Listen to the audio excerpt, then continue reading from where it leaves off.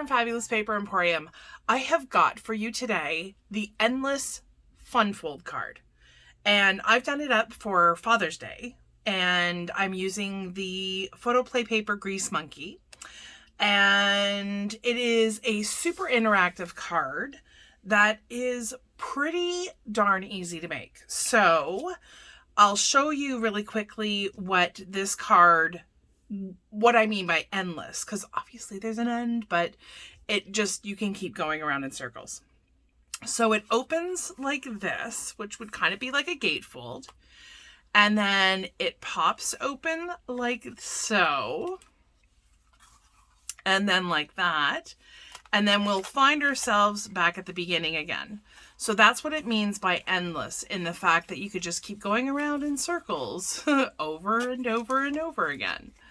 And all you need are some pretty basic supplies, in the sense that there's nothing really special. It does use a lot of designer paper, but the nice thing about it is the paper, it does not have to be, like, you don't have to have an entire 12 by 12. You can use 6 by 6, 6 by 8, 8 by 8, 12 by 12, whatever scraps you have left over from other projects, you can absolutely use for this. So, like I said, I'm just using the Grease Monkey because Father's Day's coming and I wanted to make sure that I had a couple cards made. So I figured I might as well do some tutorials while I was at it. So I'm not going to go through all of the pieces right now. What we're going to do is we're going to go section by section. So like for section number 1 is going to be the front. Section number 2 will be this set. Section number 3 will be this. Section number 4 will be that one. So we're going to start by creating the base. So for this, we need to have 2 pieces of cardstock measuring 5 by 7. And we're going to do some scoring. So I'm going to grab my score mat.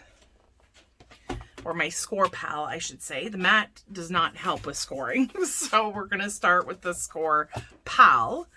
And with one of the pieces, so these are going to be scored differently. So something to definitely make a note of. So for the first piece, we're at the 5-inch across the top. We are going to score, we are going to be scoring this at 1 1/4 on either side. So all I'm going to do is, I've just scored it at 1 1/4. I'm going to flip that 180 degrees and I'm going to score it at 1 1/4. And that way I've got 2 score marks on either side. Then I'm going to take the next piece that I have and I'm going to put the 7-inch side across the top. And I'm going to be scoring this at 1 3/4 on either side. So I'm going to do the same thing. I scored at 1 3/4, flip it around, and then 1 3/4. And that is it for the scoring. So again, the scoring, not overly intricate or complicated, so that is always a good thing. Then we're going to get our paper trimmer. We're going to grab that.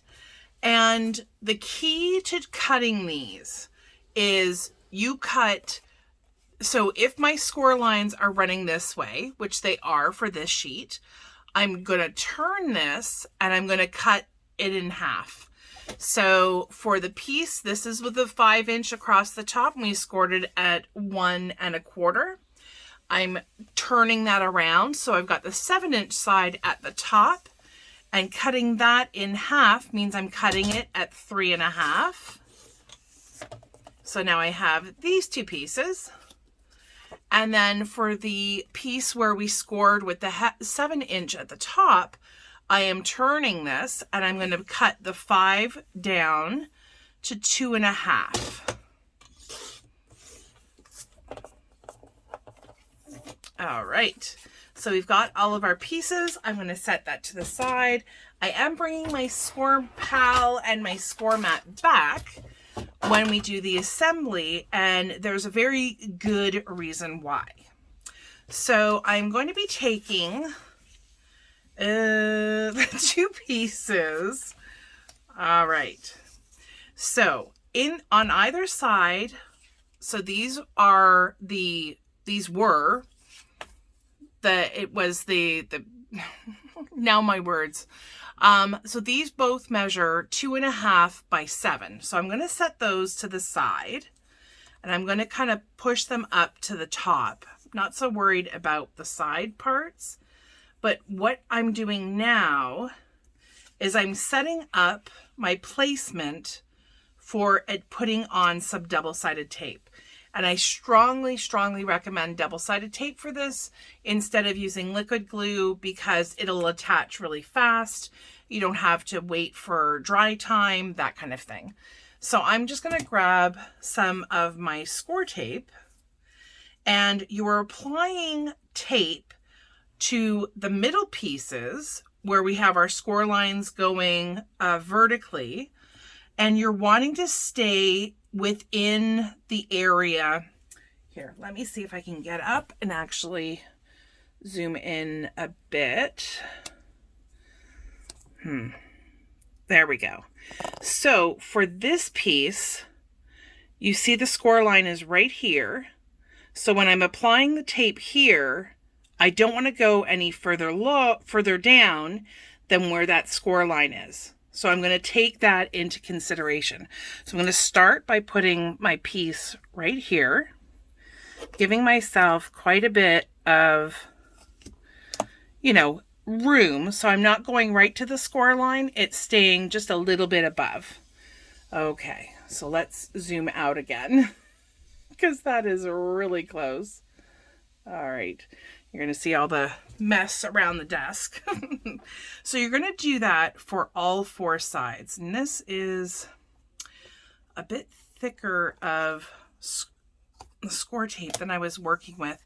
And so you're just putting it in that the score tape is just going in this corner. So you're not you got to stay within the score line on that sheet as well, or on that piece. I'm going to grab my 1/4 inch because I don't.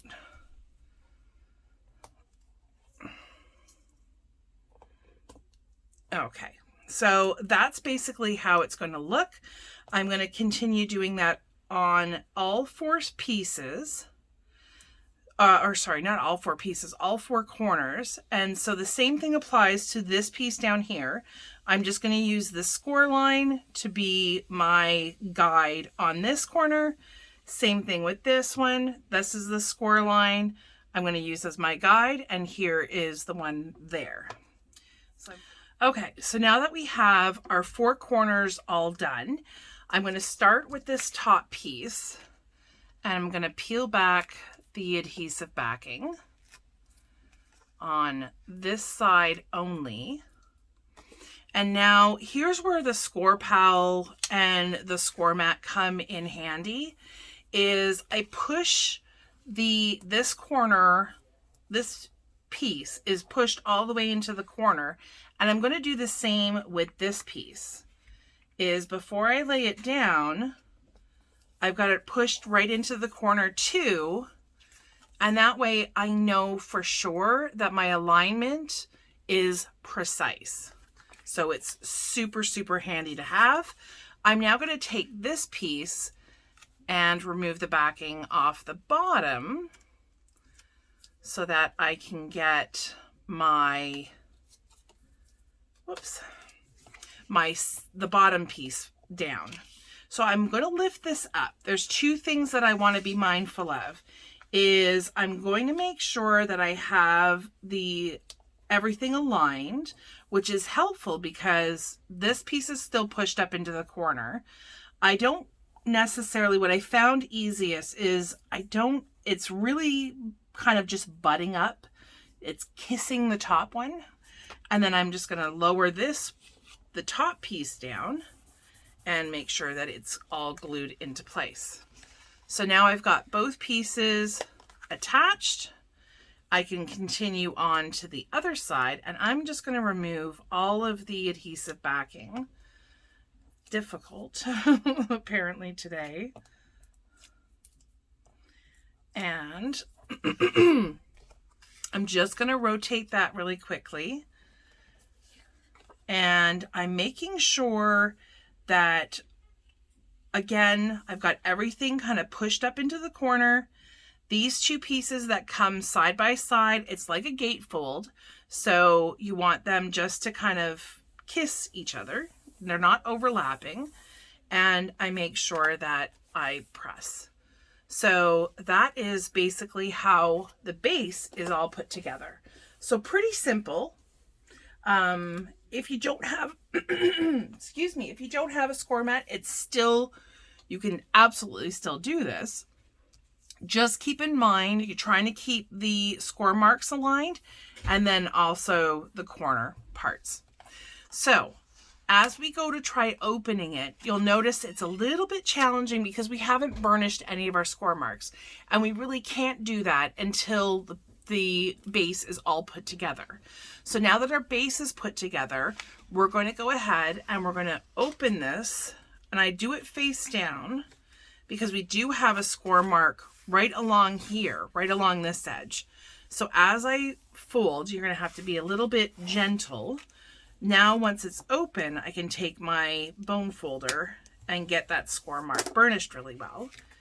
And I'm going to do the exact same thing. I put it face down for the first little bit and let it kind of naturally fold outwards. And then I flip it over. Oops. Oh my goodness. I actually got score tape on the back side, which is not good. Just going to tuck it under there. And then I'm going to burnish this side as well. Then the next fold, your opening is right in the middle, so you're going to want to fold it upwards. So as we fold upwards, we can see the score line right here. I know it's probably not very noticeable, but there's a score line right there. So as we fold that up, again, I'm just going to gently press with my fingers. And then I'm going to grab my bone folder and get that burnished. And then we're going to do the same thing with the fold going down. Burnish that really well. And then our last fold opens this way.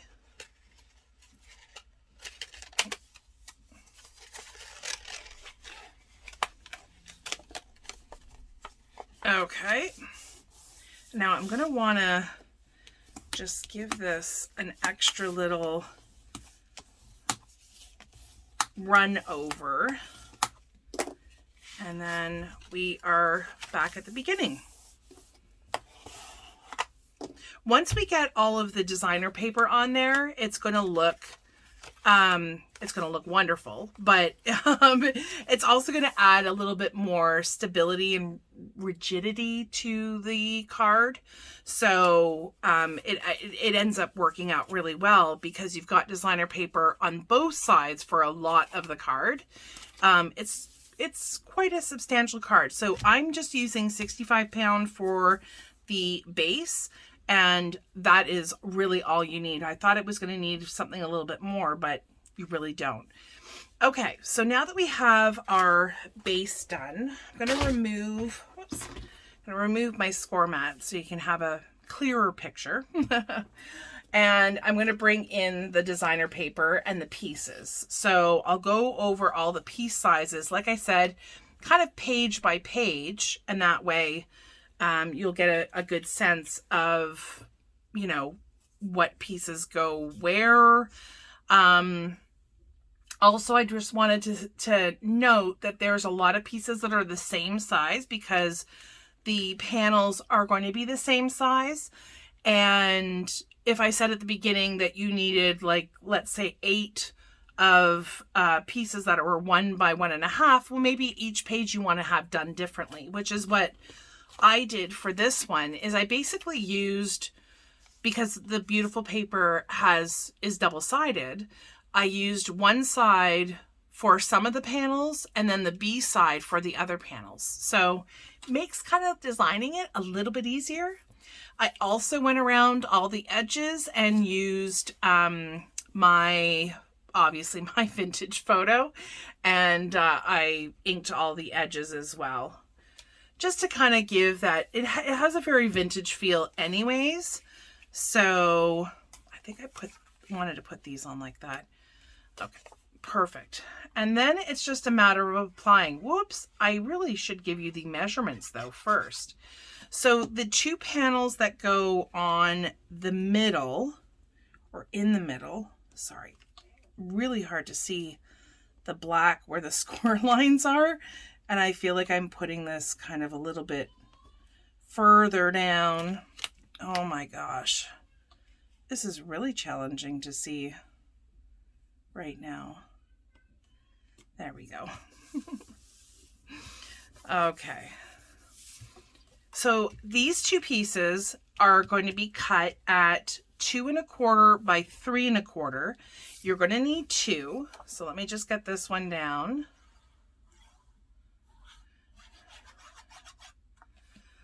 All right, so this one's going to go right here. So I'm just trying to keep everything aligned as much as possible. And then you're going to need 4 pieces that measure 2 1/4 by 1 1/2. So I've got 2 1/4 by 1 1/2, and I'm going to have 4 pieces, 1 for each corner. So I'll get these put down. Okay, so now we've got our front cover done. We're going to open up the card. I'm just going to give it a quick burnish again. Okay, and then I'm going to have to probably take an X-Acto knife and just kind of remove that very carefully when we're done. It's not really impeding the card at all, so that's great. So when we open this one, I've got some of on this piece, we're just decorating these 2 panels and then the 4 corners. What you see here is actually the next part. So I'm not worried about the gray kind of chain link at this point. So again, for this part, we are going to need 2 more pieces that are 2 1/4 by 3 1/4. And I'm going to need 4 pieces that are 1 by 1 1/2 this time. So again, all of the edges have been inked with the Distress Oxide Vintage Photo. So I'm just going to lay these down. Okay, so we've got all of our pieces laid down now for this part. If I swing this open, now we have 2 pieces of the chain link and the 4 pieces on the top and the bottom, because there's actually a split in there. So you have to separate, obviously, the pieces at the top and the bottom. So if I fold this open like so, there we go. Then we have, again, 2 pieces. Whoops. I'm going to need to give that a quick burnish. The more you kind of use it and open it and fold it, it seems to kind of remember. Plus having the additional papers and the weight, it seems to lay down a little bit better. Okay, so for this side, we are going to have, again, 2 pieces that are 2 1/4 by 3 1/4. So I've got my 2 pieces of this chain link paper. And then we are going to need 4 pieces of this kind of tire mark paper, I guess. And so these are going to go at the tops, and these are 1 by 1 1/2. So I'm going to lay this down really quickly. Okay, perfect. So I've got all my pieces laid down here. And then for the last one, I'm going to fold this open. Whoops. Oh boy. Okay, there we go. And we are going to need, yet again, so this is the inside. So we do need 2 pieces that are cut at 2 1/4, 2 1/4 by 3 1/4. However, I'm going to leave one as my white piece, which is going to have my sentiment on it. And this way there is a spot for you to write something. And then the side pieces are actually 1 by 3 1/4. So I'm just going to lay these pieces down really quickly. And then we have our last page done.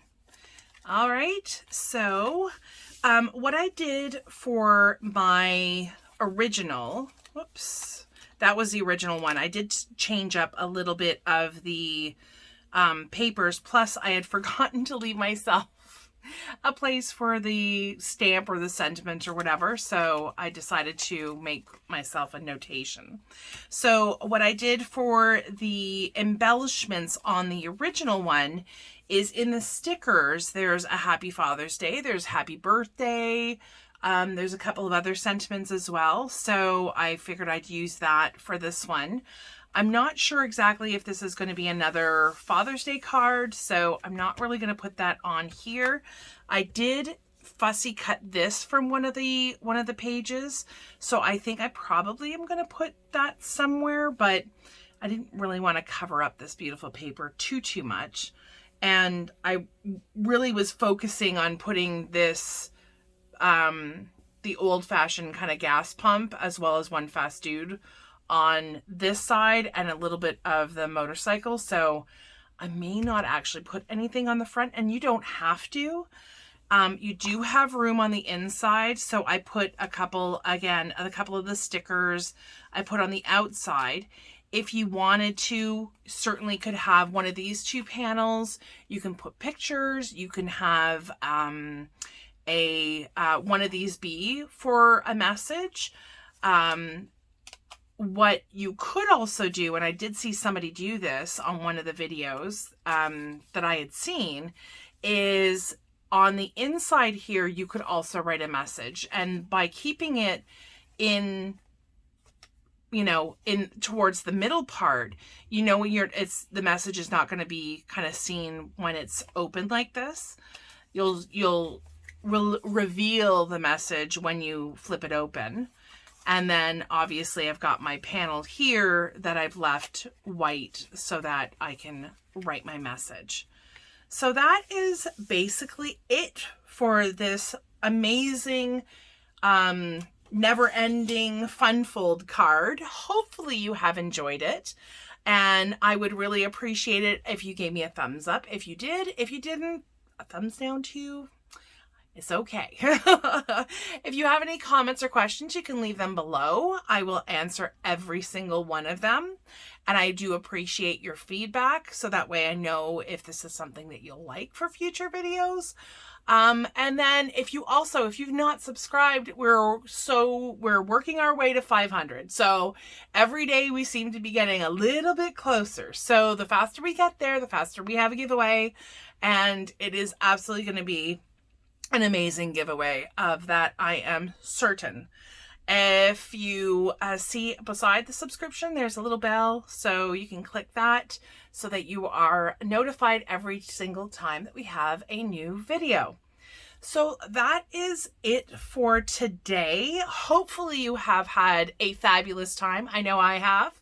And that you have the rest of your day, your week, your weekend is just as fabulous. Thank you so much for joining me. I'll look forward to seeing you again. Bye.